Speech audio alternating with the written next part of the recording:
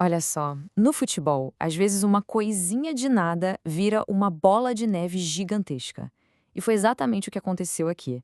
Tudo começou com uma partida, uma derrota doída, mas foi um simples emoji que transformou um resultado de campo numa verdadeira piada nacional. Vamos mergulhar nessa história para entender o que rolou. E tá aí, a faísca de tudo. Um emoji. Um jogador de um time rival posta essa carinha de risada e pronto. Foi suficiente para capturar o sentimento de milhões de outros torcedores e dar o tom de tudo que viria pela frente. Mas, afinal, o que aconteceu para essa derrota específica gerar uma onda de zoação tão grande no país inteiro? É exatamente isso que a gente vai desvendar agora.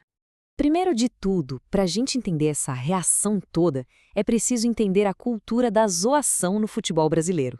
Aquela provocação sem fim, que às vezes é até meio cruel, mas que é, no fundo, a alma da rivalidade entre as torcidas. E o que aconteceu foi que a derrota não foi só uma derrota, sabe? Virou um evento. No segundo que o juiz apitou o final do jogo, a internet foi tomada por memes, piadas, provocações. A tristeza de uns virou a festa de muitos outros. Tá, mas para entender o tamanho do tombo, a gente precisa entender a altura do que estava em jogo. Então vamos voltar um pouquinho no tempo para o dia 22 de novembro de 2025, o dia de uma final de altíssima tensão.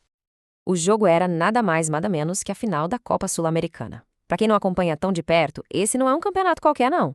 É um dos títulos continentais mais importantes que um clube pode ganhar aqui na América do Sul.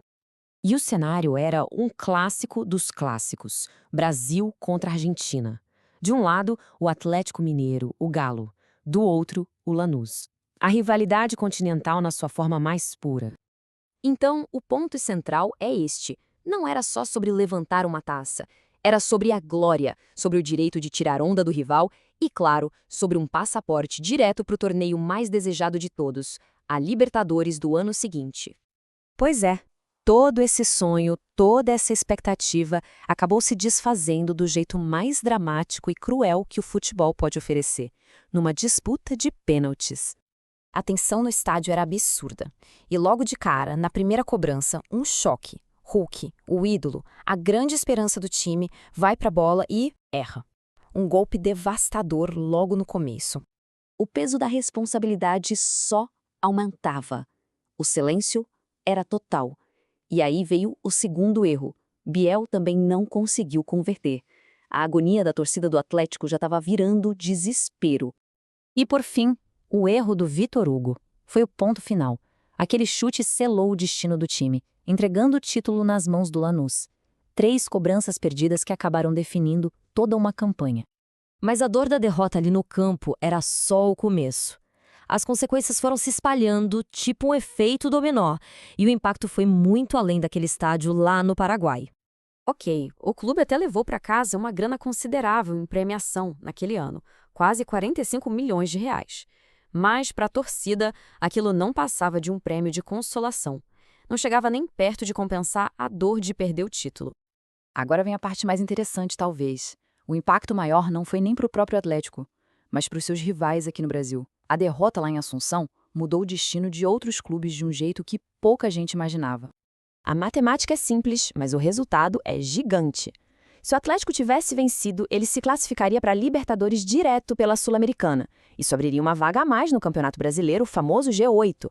Como o Atlético perdeu, essa vaga extra, sumiu. O G8 virou G7. O 8º colocado do Brasileirão, que já estava sonhando com a vaga, ficou a ver navios. E isso, claro, deu a mais gente um motivo para secar e zoar. E por tudo isso, essa derrota não foi só mais uma para ser esquecida no ano que vem. Não. Ela virou um capítulo permanente, um marco na história da rivalidade. O jeito como tudo aconteceu, nos pênaltis, com os principais jogadores falhando, virou um prato cheio, um material infinito para zoação. É um daqueles episódios que vai ser lembrado e usado como provocação por muito, muito tempo. E no final das contas, fica uma reflexão, né? Em uma cultura tão passional como a do futebol, o que será que machuca mais? A derrota em si, a perda do título ou a zoação sem fim que vem depois?